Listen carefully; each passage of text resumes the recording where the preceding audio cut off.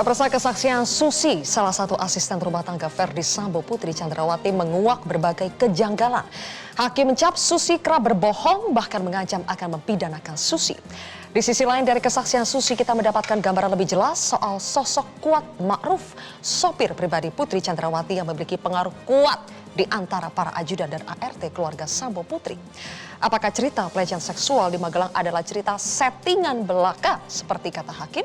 Inilah kontroversi selengkapnya Fiksi Susi. Bersama saya, Zilvia Iskandar.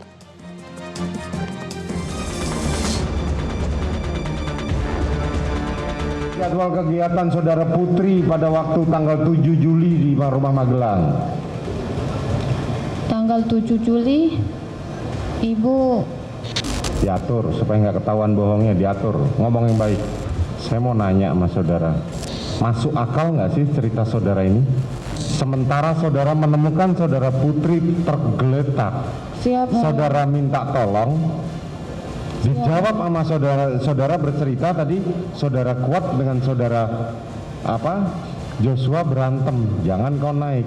Masuk akal nggak?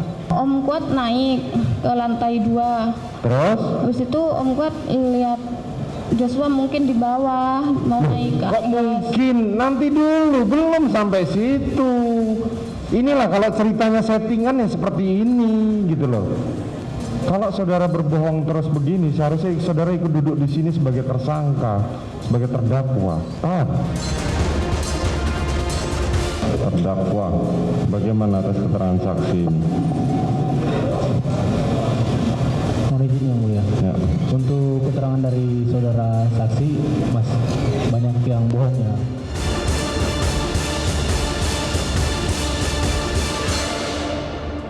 Bersatu membahasnya sudah hadir 5 orang narasumber di studio Metro TV. Yang pertama adalah kuasa hukum Richard Eliezer, Roni Talapesi. Selanjutnya pakar hukum pidana Jamin Ginting. Berikutnya pakar mikro ekspresi Handoko Gani. Kemudian kuasa hukum keluarga Brigadir Yosua, Kamarudin Simanjuntak. Dan adik kandung Brigadir Yosua, Bribda Mahareza Rizky Huta Barat.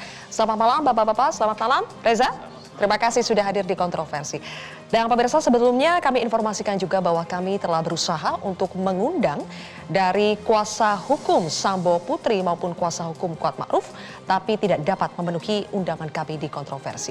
Untuk itu saya akan langsung mulai dialog pada malam hari ini, tapi sebelum itu kita simak dulu pernyataan Susi berikut ini.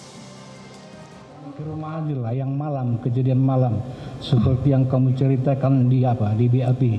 Siapa? Jam 10 malam ya? Jamnya saya tidak tahu, Pak. Nah, lupa lagi. Siap.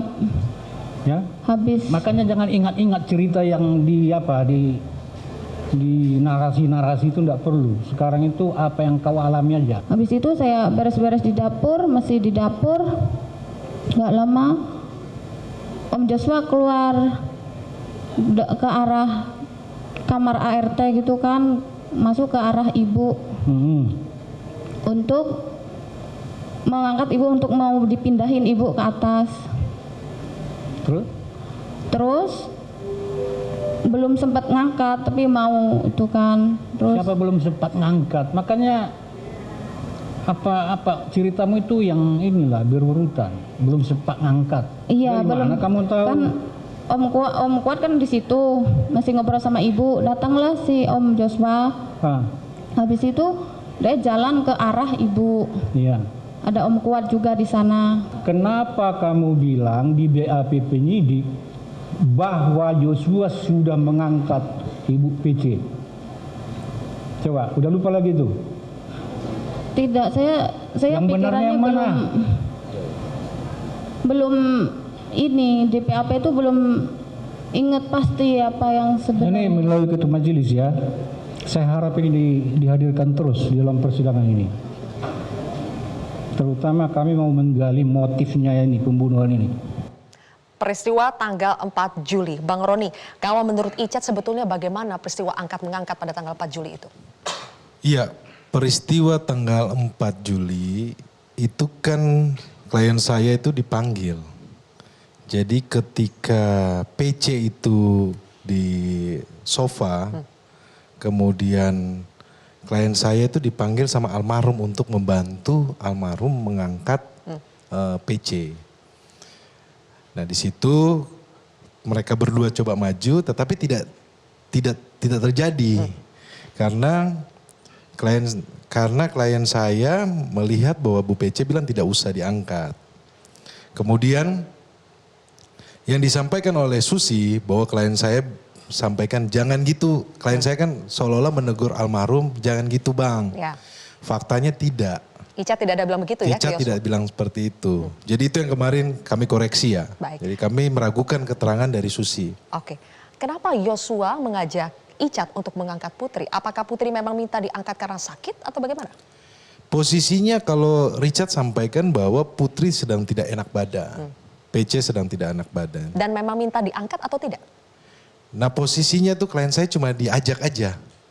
Melihat minta diangkat atau tidak itu tidak terlihat sama Dan klien saya karena dia dari samping ya, dari garasi. Dan akhirnya yang mengangkat atau membawa PC ke atas siapa? Tidak ada. Tidak ada? Tidak ada.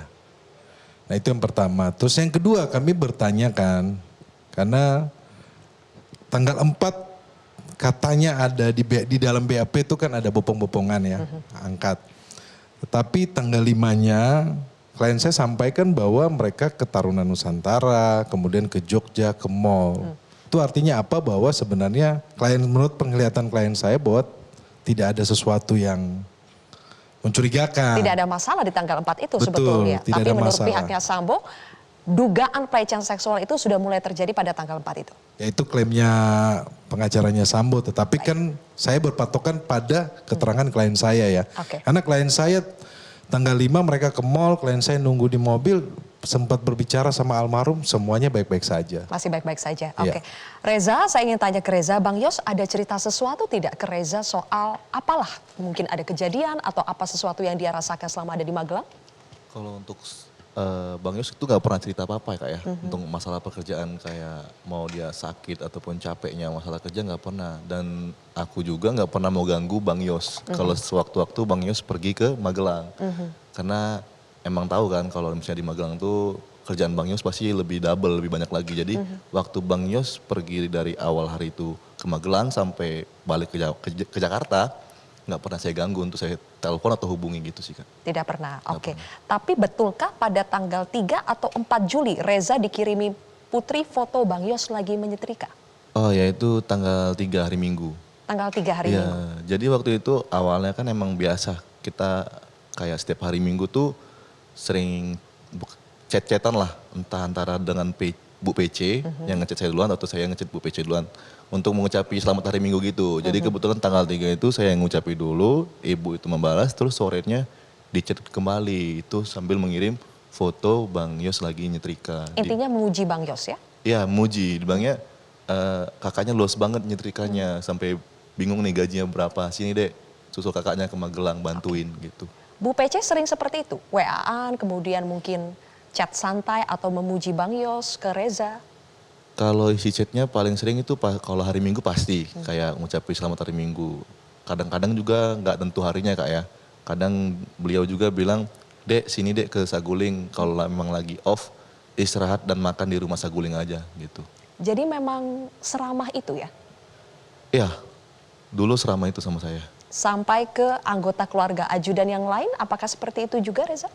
Saya kurang tahu kak ya kalau untuk sama ajudan yang lain. Kalau sama mendiang saya lihat juga ramah juga, sama saya juga ramah. Dan terakhir Reza berkomunikasi dengan Ibu PC itu tanggal 3 itu atau masih ada lagi? Tanggal 3. Tanggal 3 Juli Tanggal terakhir? 3, ya. Oke, baik. Pemirsa, saya ingin memutarkan kembali. Kami telah merangkum sejumlah kesaksian Susi dan sebagian telah dibantah oleh saksi lainnya. Kita simak berikut ini.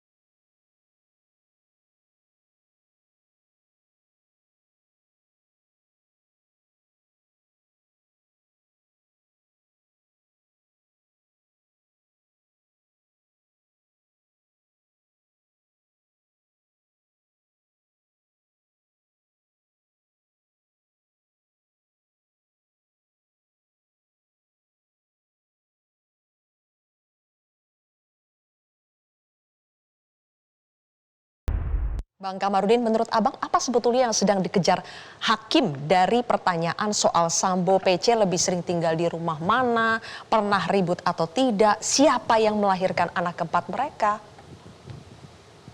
Kalau saya menganalisa, hakim kepingin tahu tentang hubungan PC dengan Ferdy Sambo. Apakah selama ini baik-baik saja atau tidak. Karena waktu itu kan saya pernah mengumumkan di media bahwa mereka ini sebenarnya sudah lama tidak akur ya. Di mana Ferdy Sambo tinggal di rumah Jalan Bangka, Putri Chandrawati di rumah Saguling. Nah, kemudian tentang Susi. Susi itu sebetulnya orang yang sangat tidak nyaman dalam memberi keterangan. Karena polisi kurang pandai. Harusnya polisi memisahkan Susi dari rumah Saguling atau dari kekuasaan daripada Ferdy Sambo dan PC. Kalau mau digunakan dia sebagai saksi untuk menerangkan yang sebenarnya. Tetapi bagaimana caranya meminta keterangan yang sebenarnya dari Susi seorang ART, tetapi di sisi lain kita taruh dia di rumah itu.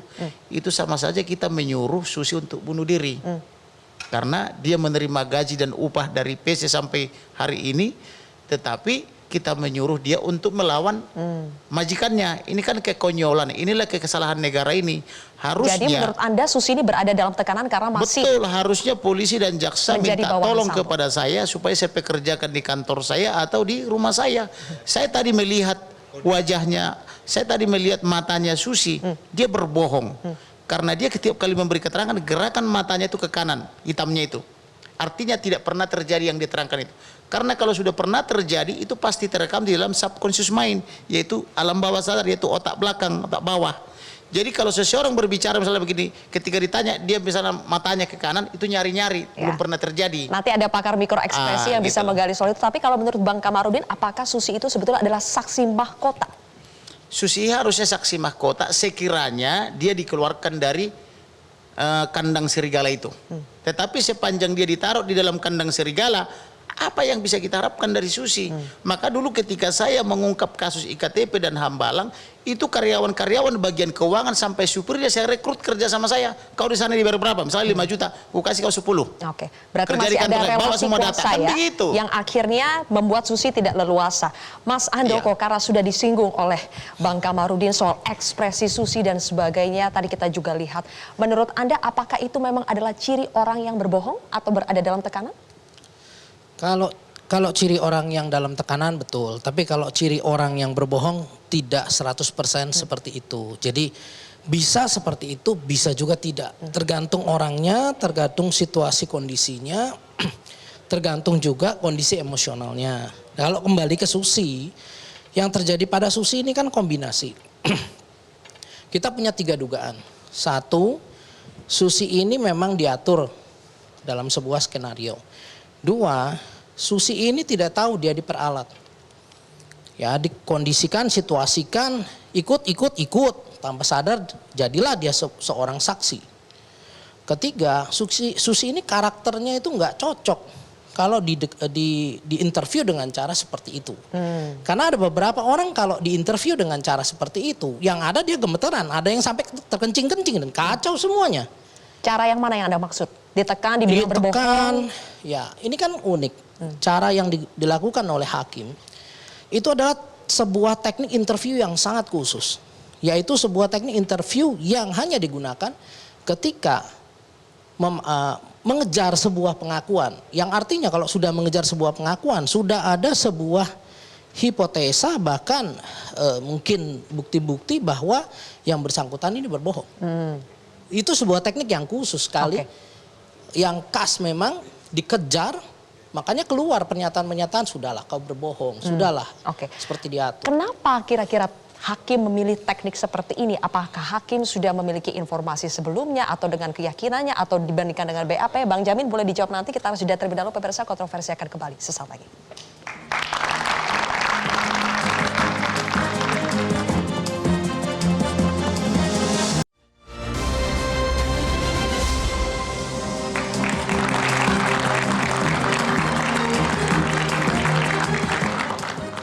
Bang Jamin, kalau kita lihat majelis hakim ini kompak mencecar Susi dan dari awal mengatakan Susi sudah berbohong. Itu tekniknya hakim untuk menggali keterangan dari Susi atau memang hakim membandingkannya dengan BAP Susi dan terlihat sekali bahwa itu bohong? Ya, pertama sekali hakim sebenarnya bertanya secara datar. Datar artinya apa yang memulai membuat dia nyaman begitu. Tidak pernah hakim langsung to the point untuk menanyakan orang. Dia biasanya menanyakan sesuatu yang membuat dia nyaman dulu untuk memberikan keterangan seperti itu. Tetapi waktu ditanyakan sama hakim pada kejadian pada saat itu, dia menjawab sesuatu yang belum sempat ditanyakan tapi dia menjawab. Itu kan membuat kecurigaan sama hakim. Lalu hakim menanyakan sesuatu yang dia harus sampaikan kepada hakim, tetapi dia berpikirnya lama.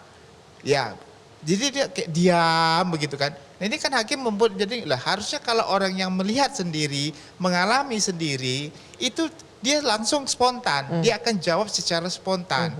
Nah giliran dia ditanyakan tentang kronologi, sudah mulai berubah lagi.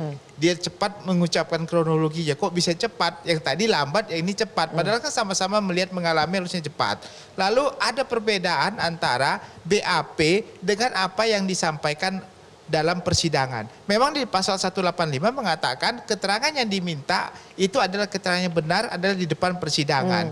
Tetapi enggak 100% mempercayai, hakim nggak bisa 100% mempercayai keterangan yang disampaikan di persidangan. Alasan dia mengubah keterangannya itu apa? Kalau dia mengubah keterangannya tidak mempunyai dasar, hakim juga tidak bisa menerima begitu. Maka dia perlu menggali terus apakah keterangan yang dia rubah itu atas dasar kebohongan atau tidak. Bang Jamin, begitu. Hakim sampai bilang inilah kalau ceritanya settingan ya seperti ini, kamu anggap kami ini bodoh. Apakah itu berarti hakim sudah yakin tidak ada peristiwa pelecehan seksual pada tanggal 7 Juli di Magelang? Intinya bukan masalah isinya, tetapi dia ingin melihat kejujuran daripada orang yang memberikan keterangan. Kalau sampai dia tidak jujur, karena ada konsekuensi hukum di pasal 174, akan diberikan memberikan keterangan palsu di bawah sumpah sesuai dengan 242, ada sanksinya kan 7 tahun maksimum. Itu harus dikasih tahu, dan itu harus diberitahukan kepada dia supaya dia memberikan keterangan yang baik, yang jujur, ya, tidak berbohong. Nah tadi kalimat hakim bisa menilai seseorang itu, dia kan punya teknik sendiri ya dalam mengajukan pertanyaan. Dan dia bisa mengetahui apakah orang ini bohong atau enggak bohong didasarkan kepada pertanyaan itu, dia mengerti. Jadi wajar saja hakim mengatakan segitu supaya mengingatkan dia jangan sampai memberikan keterangan bohong karena ada konsekuensi hukum apabila dia memberikan keterangan bohong itu. Oke, kita sambil putarkan bagaimana ekspresi Bang Roni dan juga Icat ketika mendengar jawaban Susi, terutama soal Susi yang mengaku tidak tahu Kuat itu di rumah sebagai apa. Kenapa Bang? Kalau menurut Icat, Susi apakah dia tahu betul apa peran Kuat di dalam keluarga Verdi Sambo? Nah dari pemeriksaan kemarin, saya melihat bahwa ketika saudara Susi ini sudah tidak bisa menjawab, dia coba melemparkan kepada Kuat.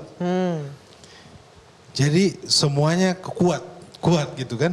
Nah, kemarin juga saya mengikuti persidangan antara Kuat dan Ricky, itu juga saling lempar tuh.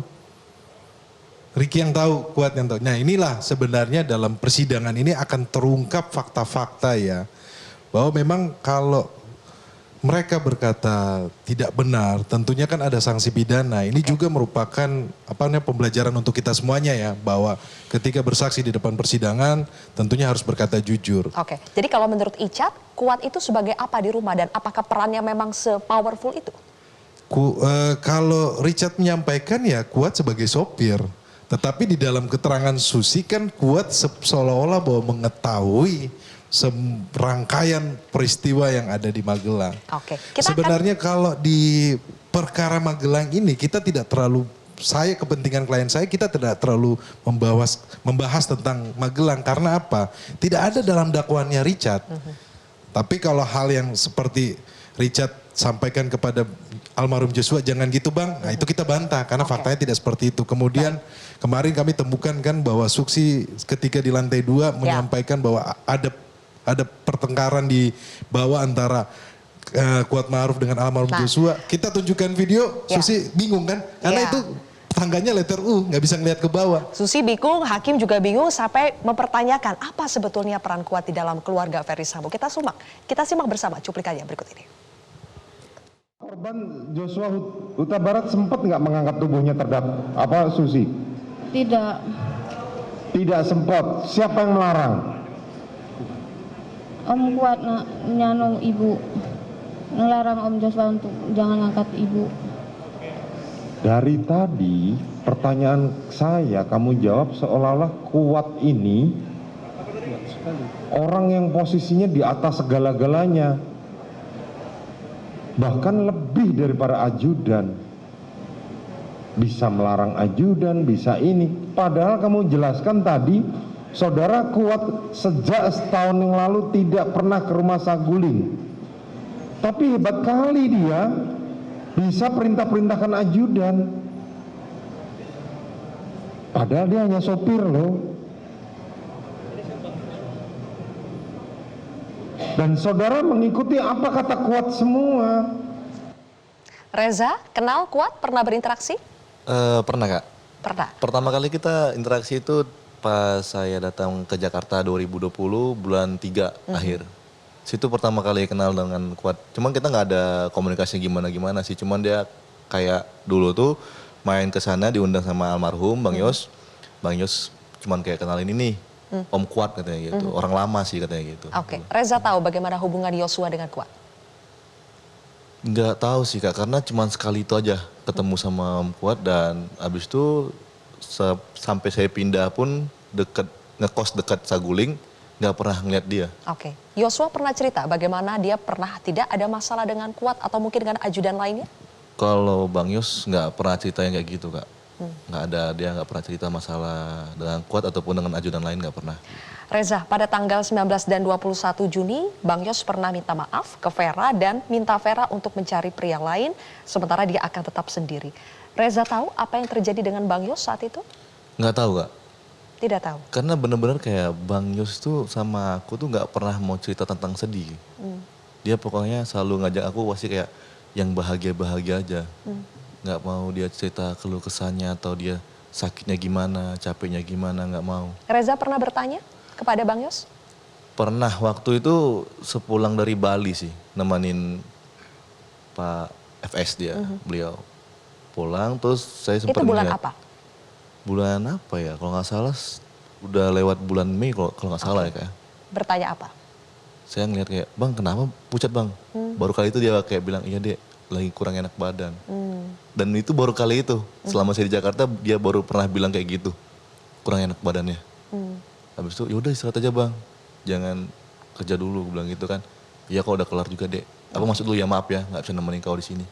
Gitu. Oke, tapi tidak pernah cerita ya kalau punya masalah ya. Nggak Kalau pernah. menurut keyakinan Reza, apa yang terjadi kepada Bang Yos atau penyebab Bang Yos itu dibunuh, apakah itu karena peristiwa yang terjadi di Magelang atau ada peristiwa lain, masalah lain jauh sebelum di Magelang? Kalau itu juga aku kurang tahu ya kayak masalahnya gimana. Cuman kalau selama aku main ke sana nggak pernah yang namanya antara ajudan ataupun Bang Yus dengan siapapun yang ada kerja di sana kayak bentrok ataupun berselisih paham tuh nggak pernah di depan aku gitu Kak. Oke. Bang Kamarudin, kalau dilihat dari tanggal Yosua bercerita ke Vera yaitu tanggal 7 Juli dan keributan yang terjadi antara Kuat dan Yosua pada tanggal 7 Juli, jadi masuk akal tidak kalau squad yang dimaksud Yosua ke Vera itu adalah si Kuat Ma'ruf? Enggak, bukan si Kuat Ma'ruf. Jadi yang dimaksud di situ squad itu kan disambut dengan pertanyaan oleh Vera, squad lama atau squad baru? Lalu dijawab squad lama. Yang dimaksud atau yang dipahami oleh Vera squad itu adalah 8 ajudan, yaitu 4 di kiri, 4 di kanan yang sudah saya investigasi. Semua mereka sudah saya investigasi termasuk orang tuanya, keluarganya, sampai NIK-nya semua saya sudah dapat itu. Termasuk kliennya rekan ini saya sudah dapat bahwa dia di Mapangket Manado, nama ibu ayahnya pun sudah tahu, bahkan pergerakannya pindah ke Makobrimob pun saya tahu. Jadi ada masalah apa antara squad lama ini dengan Yosua? Ini iri-irian aja sebetulnya. Sebetulnya kesayangannya itu dulu saya pahami adalah berdasarkan info-info saya, itu adalah Matius yang orang Papua. Lalu karena ini dianggap ada masalah dengan yang viral-viral itu, nah maka pindah menjadi ke Joshua termasuk dalam hal keuangan ya. Kemudian belakangan kesayangan si Pak Ferdi Sambo adalah Daden. Dan Daden ini adalah bagian daripada skuad lama. Nah, maka kalau kita berbicara tentang 3 periode atau 3 fase. Fase pertama itu adalah fase perencanaan pembunuhan. Itu disponsori oleh Kuat Ma'ruf bersama dengan Putri. Nah, kemudian Daden bersama-sama dengan Ferdi Sambo ketika dia pulang antara tanggal 6 tanggal 7 dari Magelang. Fase kedua adalah fase pada saat pembunuhan itu atau segera setelah akan melakukan pembunuhan, yaitu mulai rapat-rapat di rumah Saguling di lantai 3, dipanggil satu persatu dan pembagian tugas untuk mengawal di luar. Yang mengawal di luar itu adalah Daden dan Romer. Kemudian fase ketiga adalah fase pasca pembunuhan itu, yaitu ada yang mengatur siapa yang menghubungi siapa, yang dilengkapi dengan dorongan-dorongan amplop itu. Jadi dari situ kita lihat bahwa pasal 340 itu benar-benar mutlak harus diterapkan. Nah, kembali kepada siapa namanya Susi tadi. Susi ini kan harusnya sebelum memberi keterangan digeledah oleh wanita karena dia tidak lazim memakai kerudung. Berdasarkan investigasi saya dia tidak pernah pakai kerudung. Pada saat rekonstruksi bahkan juga tidak pada saat pakai kerudung ya. Rekonstruksi ketika saya diusir oleh Dirtipidum Polri, kami diusir tidak boleh melihat rekonstruksi itu, dia tidak pakai kerudung loh. Nah, kemudian mengapa kemarin dia di pengadilan pakai kerudung? Yang selanjutnya, dia ini kan seperti menghafal. Ada di doktrin suatu peristiwa dia harus mengucapkan apa. Makanya seringkali dia belum ditanya sudah menerangkan. Yaitu dengan cara mengingat-ingat, artinya ke sebelah kanan matanya. Jadi kalau perhatikan deh teori saya ini. Kalau orang matanya ke kanan begini hitamnya, itu pasti dia ngarang-ngarang. Kenapa? Saya Kemudian sedikit satu koreksi lagi nih ya. dari rekan Komarudin bahwa mengenai uang tersebut Mbak Sylvia setelah 2 hari ya. Jadi bukan pasca penembakan. Karena apa? Saya punya kepentingan untuk membela klien saya kan. Jadi jangan seolah-olah bahwa karena penembakan itu kemudian klien saya menerima duit. Tidak, itu dijanjikan oleh Ferdi Sambo tetapi tidak diambil sama klien saya. Itu hanya dijanjikan. Belum sempat klien saya ambil dan tidak ada niat klien saya untuk ambil. Dijanjikannya sebelum handphone? atau Apakah sesudah? handphonenya diambil? Kalau handphone itu betul kalau handphone diambil. Tetapi uang, Bang Komarudin tolong ya. Uang itu bukan dikasih. Tapi itu uang 5 miliar itu kan sudah cair. Dijanjikan. Jadi biar supaya kita bicara soal fakta aja. Karena ini kepentingan saya untuk Richard Eliezer ya. Oke, tapi dijanjikan uang itu sebetulnya sebelum penembakan atau sesudah penembakan? Sesudah. 2 hari sesudah penembakan di lantai 2, waktu rekonstruksi teman-teman bisa lihat kan. Di situ di meja panjang, ketika klien saya masuk dengan RR dan KM, itu uang itu sudah ada di atas meja.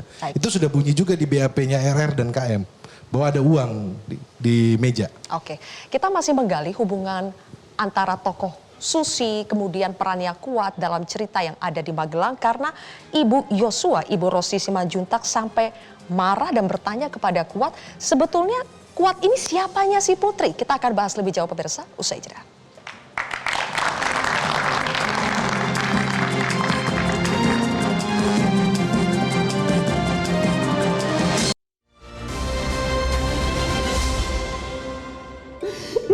Ferdi Sambo itu mengikuti skenario atasanmu itu dan putrimu yang kau banggakan itu.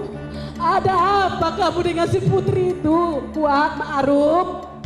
Ada apa? Siapa kamu di dalam itu? Siapanya si Putri kamu? Sampai kamu mendesak, mengatur si Putri. Reza, kenapa ibu bertanya seperti itu kepada Kuat? Apa kecurigaan keluarga kalian kepada Kuat ini?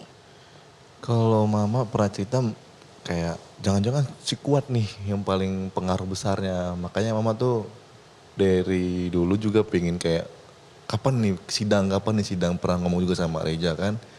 Pengen mama tanyain langsung nih katanya gitu. Dan kemarin kan kebetulan perdana ketemu dengan Kuat juga, jadi semua unek-unek dalam hati mama tuh dikeluarin semua gitu. Mama curiga apa kepada Kuat? Kalau mama bilangnya Kuat biang kerok ya katanya gitu. Semuanya yang tahu tuh ya Kuat katanya gitu. Kalau cerita dari mama. Oke, Bang Kamarudin, Kuat sampai berani bilang ke Ibu PC, Ibu harus lapor Bapak, jangan sampai ada duri dalam rumah tangga Ibu. Ya. Ini bisikan sesak kah, Bang? Ini perlu sebetulnya ditanya oleh jaksa dan hakim, rumah tangga siapa yang dimaksud oleh si Kuat ini? Apakah si Kuat menganggap rumah tangga Putri itu adalah rumah tangga dia? Atau mereka dalam satu rumah tangga? Rumah tangga apa maksudnya? Itu harus kan dikorek itu. Kemudian perkataan daripada si Anu juga, si Putri juga yang mengatakan almarhum multi talenta, harusnya juga digali talenta apa saja. Saya juga waktu itu meminta kepada dokter forensik DNA daripada almarhum supaya diuji juga. Demikian juga DNA daripada si Kuat Ma'ruf juga harus diuji. Demikian juga Perdi Sambo, Putri maupun anak-anaknya harus diuji supaya terang, karena ini kan menyangkut kebenaran material. Jadi kenapa si Kuat begitu kuat pengaruhnya di sana? Pertama karena dia orang paling lama, berdasarkan informasi yang saya telusuri kurang lebih 10 tahun. Dia paling senior di situ dan paling betah bekerja itu. Walaupun 2 tahun terakhir dia terkena COVID sehingga dia sempat berhentikan begitu. Itu informasi yang saya gali. Nah, kemudian dia memprovokasi PC untuk mengadu kepada atau menelepon kepada Perdi Sambo. Nah, dan PC mendengarkan nasihat dia itu. Nah, ada persengkolan apa antara PC dan Kuat Ma'ruf? Kemudian PC ini kan sudah lama tidak satu rumah dengan Perdi Sambo, karena Perdi Sambo di Jalan Bangka, si Putri atau si PC di Saguling.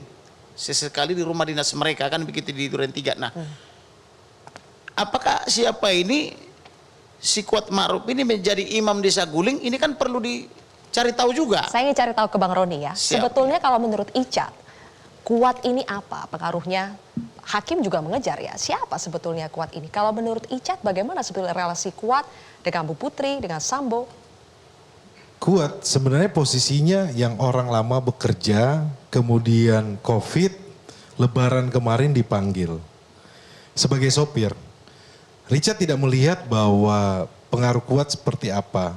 Karena perlu diingat bahwa Richard ini pangkat paling rendah, kemudian paling baru. Dalam hal-hal tertentu tentunya dia segan untuk menanyakan hal-hal private ya. Hal-hal yang di luar pekerjaannya dia tidak mungkin bertanya. Tetapi sepengetahuannya Richard, Baradae, bahwa Kuat seperti biasanya juga, sama seperti yang lainnya. Tidak mendominasi di antara para ajudan atau ART lain? Tidak mendominasi. Bahkan di tanggal 7, apakah betul, Icat apakah tahu, betulkah Kuat yang memprovokasi Ibu Putri untuk mengadu kepada Sambo? Karena Richard Eliezer ini kan datang yang terakhir. Kemudian mendengarlah bahwa ada pertengkaran almarhum dengan Kuat. Karena Richard Eliezer sempat melihat bahwa almarhum dengan Ricky Rizal itu ngobrol di depan rumah. Kemudian mereka naik ke atas. Yang diajak oleh Ricky Rizal yang ngobrol, menurut keterangan di RR sempat ngobrol lagi sama PC 15 menit. Oke, Yosua sempat ngobrol dengan PC karena memang dipanggil PC ya? Betul. Oke, kita akan simak karena setelah kejadian pertemuan antara keluarga Yosua dengan Sambo dan Putri, akhirnya Sambo pun untuk pertama kalinya meminta maaf secara langsung di hadapan keluarga Yosua. Kita simak berikut ini.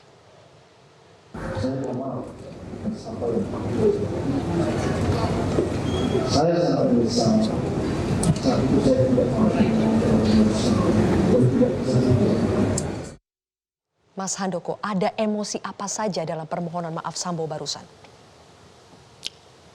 Emosi yang pertama dilihat jelas memang ada emosi yang sifatnya marah ya, artinya masih ada. Yang berdasarkan kata-kata digunakan itu seperti untuk membenarkan. Saya begini karena kamu. Saya melakukan ini karena kamu duluan. Dan emosi yang kedua memang kita juga lihat memang ada emosi sedih. Nah ini juga harus balance ya. Cara saya menganalisis memang harus objektif. Jadi memang ada sedih. Tapi ada juga marah di situ. Dan kalau dari kata-kata yang disusun ini kecenderungannya memang ya tadi. Saya begini ya karena kamu. Dan saya ingin seluruh dunia atau kamu tahu bahwa ini saya begini karena ya orang itu. Karena almarhum. Jadi itu tegas sekali dikatakan bahwa itu jadi menjadi semacam tujuan kalau menurut saya. Tujuan dari pembelaan yang nantinya akan dilakukan. Dan itu apakah bisa difabrikasi atau itu adalah sesuatu yang alami keluar dari Sambo? Alami. kalau bisa dibilang alami. Karena yang namanya kemarahan itu walaupun bisa ditutupi, tapi pada derajat tertentu ada level yang disebut A sampai E itu paling tinggi, itu C sampai E itu udah hampir-hampir. Boleh saya tanggapi Mbak? Saya melihat itu tidak alami. Itu hafalan sudah ditulis di kertas. Apa yang diucapkan oleh Perdi Sambo dengan apa yang diucapkan oleh Putri itu skenario pengacaranya sudah ditulis, jadi dia tinggal membacakan. Kalau orang meminta maaf itu harus dari lubuk hati yang paling dalam dan spontan. Nah, contohnya Barada Richard Eliezer, kalau dia tulus, makanya sejak saya lihat wajahnya pertama kali, walaupun saya meminta dia dijadikan tersangka, tapi begitu saya lihat wajahnya, ini wajah orang baik. Maka saya minta kepada keluarga ampuni dia. Beda dengan apa namanya, karena saya ini kan jago membaca wajah karena saya mantan marketing saya.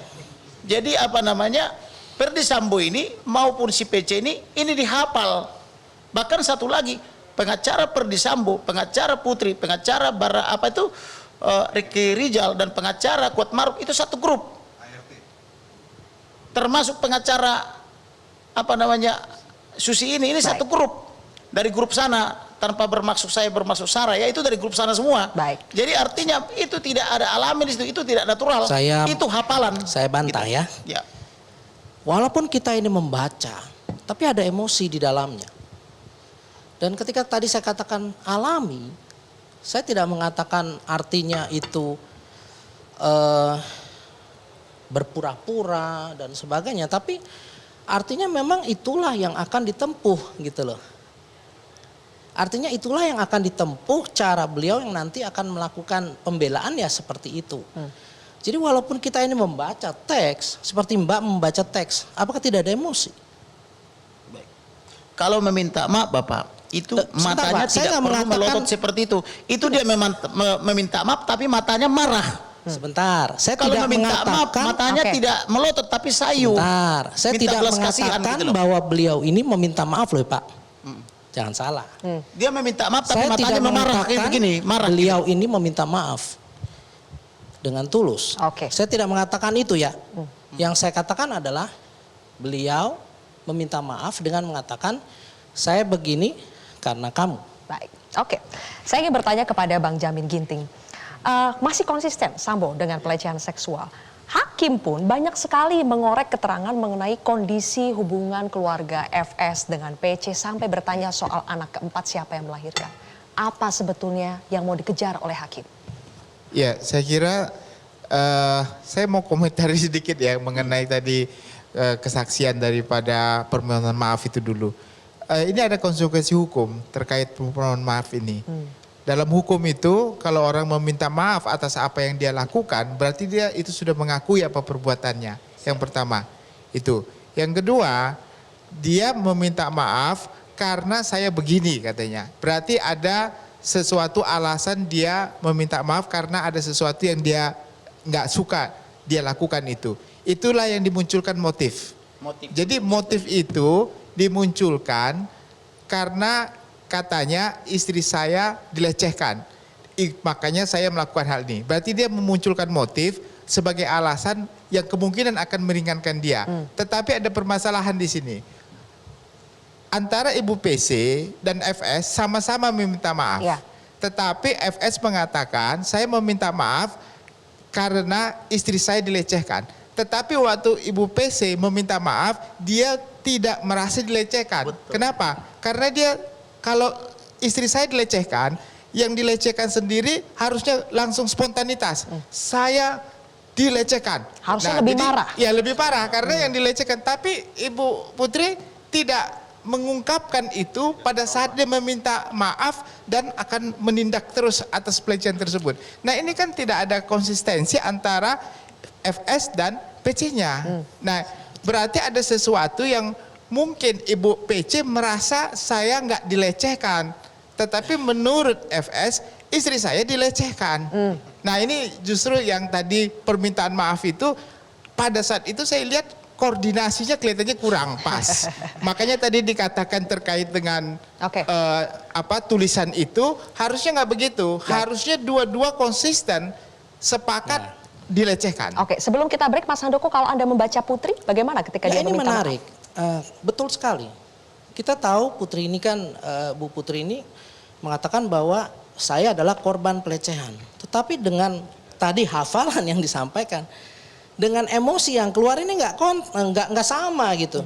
Seorang yang mengatakan dirinya sebagai korban, kenapa meminta maaf atas nama keluarga? Kemudian meminta maaf atas apa yang dialami oleh pada keluarga. Ini menjadi menarik karena secara emosi ini agak unik. Orang yang harusnya depresi, traumatis dan sebagainya, harusnya kenapa harus minta maaf gitu loh. Dan ini yang saya katakan, walaupun sudah tertulis, emosi asli itu akan keluar, itu akan kontras, jadinya tidak selaras. Baik, oke. Selanjutnya kita akan bahas soal apakah keterangan saksi-saksi sejauh ini menguatkan bahwa memang betul telah terjadi pembunuhan berencana. Kami akan bahas lebih jauh pemirsa, usai jeda.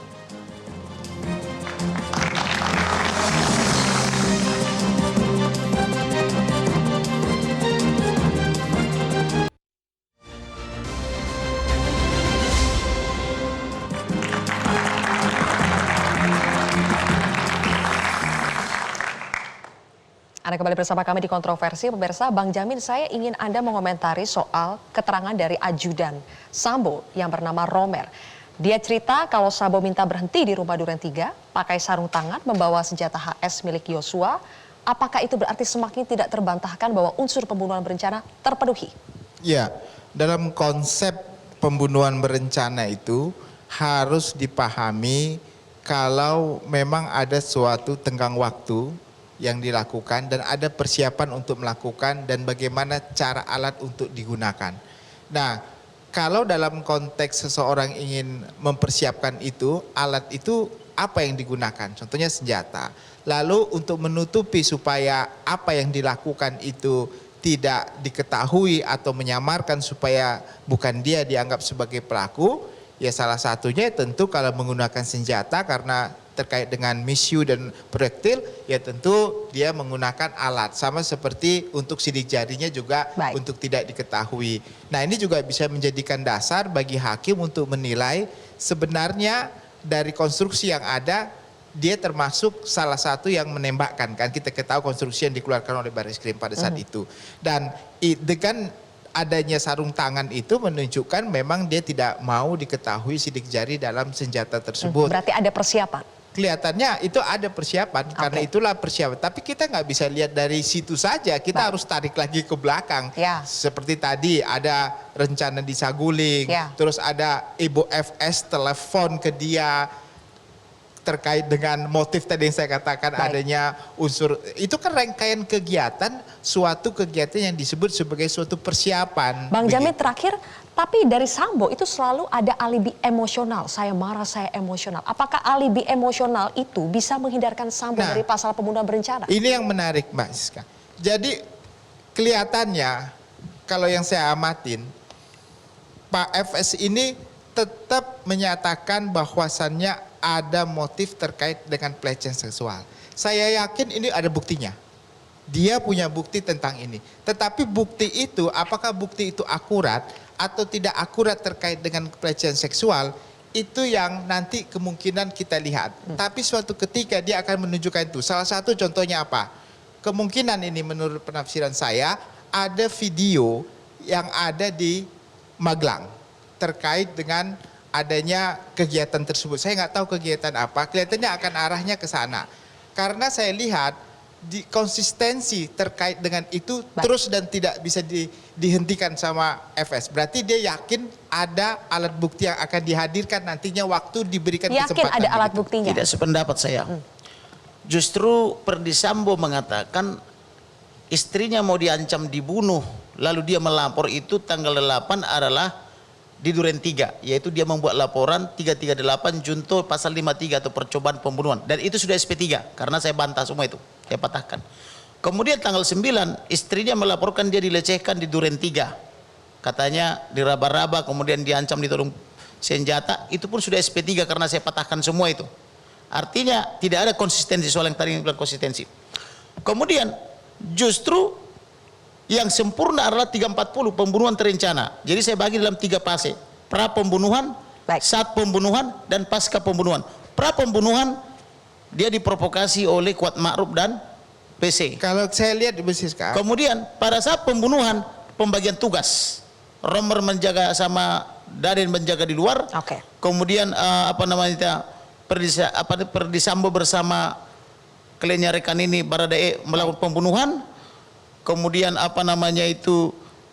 Susi untuk membersihkan TKP atau menghilangkan barang bukti. Sedikit. Kemudian pasca pembunuhan ada lagi pembagian tugas, yaitu mencopoti CCTV, yaitu ditugaskan AKP Irfan dari Pidum 4 Polri, kemudian Apung, kemudian ada yang melobi petinggi-petinggi negara dan seterusnya. Artinya ini sempurna 340. Jadi kalau pernyataan seseorang di depan persidangan terkait dengan apa yang dia yakini, tentu dia memiliki bukti. Tidak mungkin seorang FS yang konsisten terhadap apanya, dia tidak punya bukti. Saya yakin dia punya bukti tentang ini. Buktinya laporannya sudah SP3, Bang. Bukan di Duren 3, tetapi di Magelang. Di Magelang dia tidak ada laporan polisi sampai sekarang. Saya tantang dia kalau ada terjadi di Magelang laporkan. Macam saya laporkan. Baik. Oke, kita berikan tepuk tangan dulu. Siap. Karena waktu kita sangat terbatas, mohon maaf Bapak-Bapak, saya ingin memberikan kesempatan terakhir kepada Reza. Reza, dari awal tuduhan pelecehan seksual dilayangkan kepada Abang Yosua. Apa tanggapan Reza? Kalau untuk tanggapan aku sendiri sebagai adiknya yang mengenal dia dari awal saya lahir Kak ya. Mungkin itu nggak benar menurut saya sebagai adiknya, karena saya mengenal begitu dekat dengan almarhum Bang Yos. Orangnya kalem, baik, dan bisa ngontrol emosi gitu. Apalagi masalah kayak pelecehan. Dan sepengetahuan saya pun dia bergaul dengan perempuan waktu zaman sekolah. Itu hanya bisa dihitung jari lah gitu Kak. Bukan seperti kayak cowok-cowok yang lain gitu kan, banyak mantan-mantannya. Dan bahkan dulu sempat kejadian lucu juga, dia cuman kayak pacaran sama seorang perempuan, karena perempuan itu pintar jadi kayak untuk saling tukar pikiran gitu aja. Normal-normal terus, gak pernah sih mereka yang kayak malam minggu keluar, gak pernah. Paling ketemu pun itu kalau gak di rumah si cewek, di rumah kami. Itu pun ngerjain tugas gitu aja. Oke, jadi keyakinan Reza tidak mungkin ya? Tidak mungkin. Boleh saya tambah 1,5 menit? Sayang sekali. Laki-laki kalau dia suka menggigit bibir atau mencium bibirnya itu pria yang berbahaya.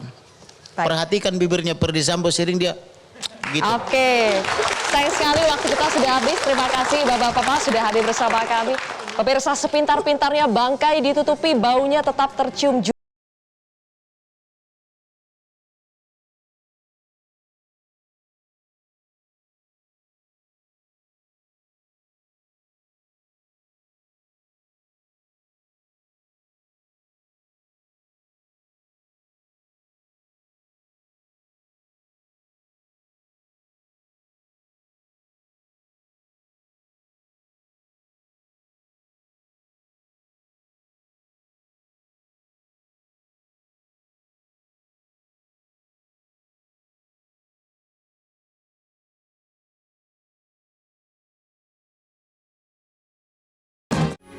Metro TV.